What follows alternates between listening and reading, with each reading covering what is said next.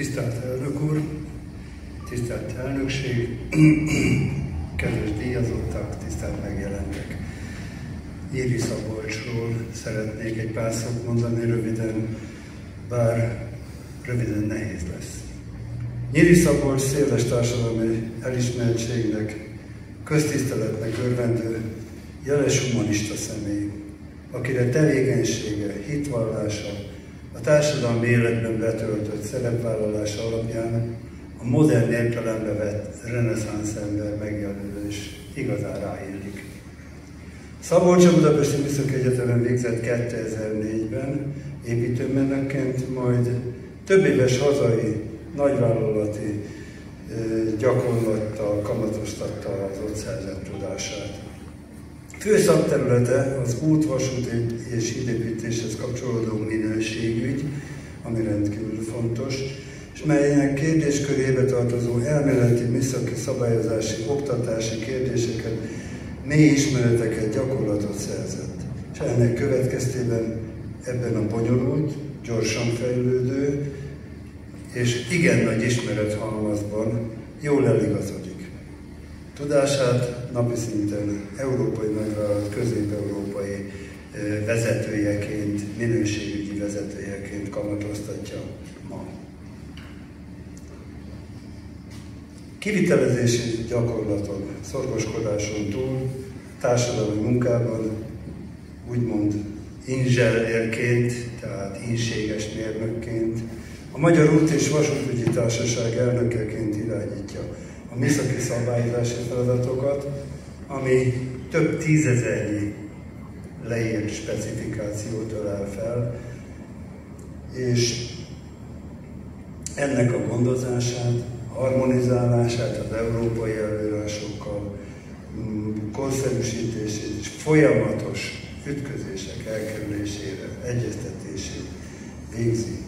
Ennek során ez egy nagyon komoly és felelősségteljes feladat. Meg kell találni a piac különböző szereplői közötti olyan egyensúlyt, ahol mindenki úgymond jól jár. Meg kell találni a win-win pontot, amellyel mindannyian gazdagabbak tudunk lenni. Szabolcs ennek lelkes híve, és ez többször bebizonyította, hogy sikeres híve is.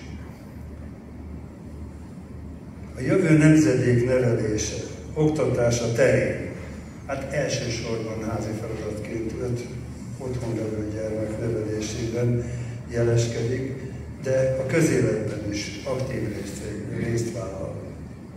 Az útügyi technológiai oktatás, továbbképzés, rendszerszervezés, mind vállalati, mind társadalmi szervezeti keretekben, egyetemi keretekben célul tűzött feladata.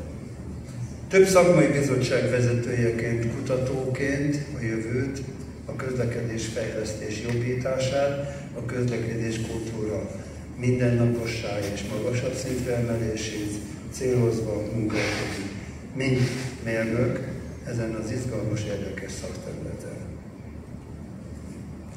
Szakmai elkötelezettsége mély hitbeli kötődéssel párosul. Szabolcs alapító tagja és egyik vezetője a 72 tanítvány mozgalom mérnökkörének.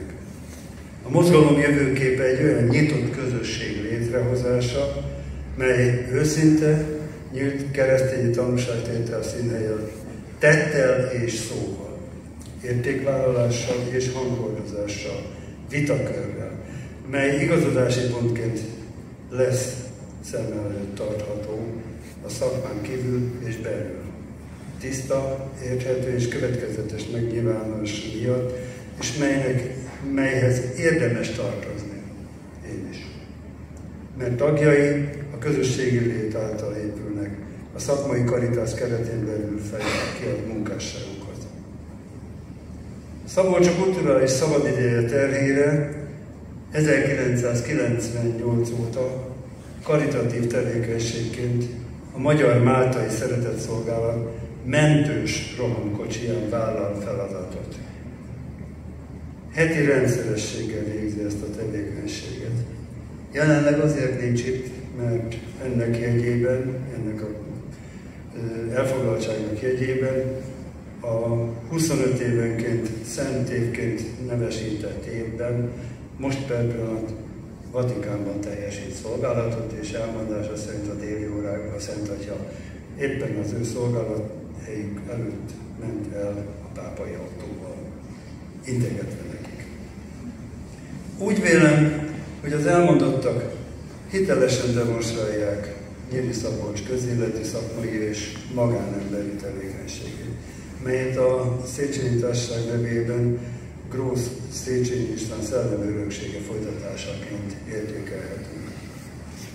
Nyíri Szabolcs munkásságát Széchenyi Társaság elnökségének egyhangú döntésével a korábbi kitüntetettek körébe tartozóként a Széchenyi Társaság díja kitüntető elismeréssel, emlékérem átadásával köszönjük meg. És végül Cherchez la femme, mondja az ősi indián mondás.